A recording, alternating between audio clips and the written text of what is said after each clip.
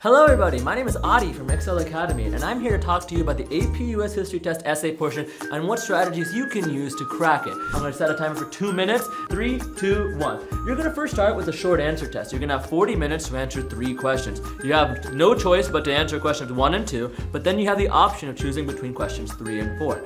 The most important thing to remember is that it doesn't matter which order you answer these questions in. So I encourage you all to read the questions first, all the way through, all the parts, and then choose which one you want to answer first. If question 3 seems to be the easiest question for you, answer that first and clearly mark that you're answering question 3. The graders have to grade the questions in the order that you choose it. The second strategy you have to remember is to regurgitate. You don't want to do anything other than answer the question that's given to you. If they ask you for something, just restate the question and give the 1, 2, maybe 5 word response that it requires. It doesn't require more than just a little bit more than 2 sentences per part of the question.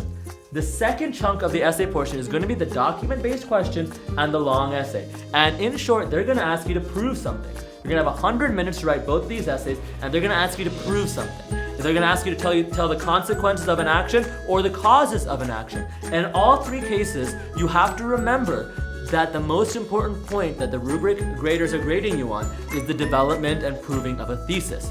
When you come up with a thesis, it's going to be hard to think of why something happened, but if you follow the PEZ dispenser format, you too can dispense some good grades.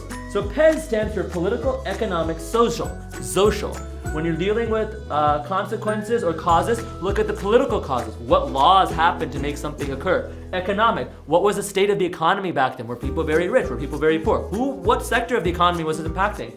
And finally, the social consequences. What were the religions of the people like? How did the religions impact the laws and the politics and the economy? How did people react when all of these stuff changed in the social circles, right? Stuff like Martin Luther King Jr.'s March on Washington is a social, political, and economic event that has ties and causes in all 3 sectors. So if you can remember all of this and just remember the PEZ dispenser format, you're going to get a good grade. Thank you.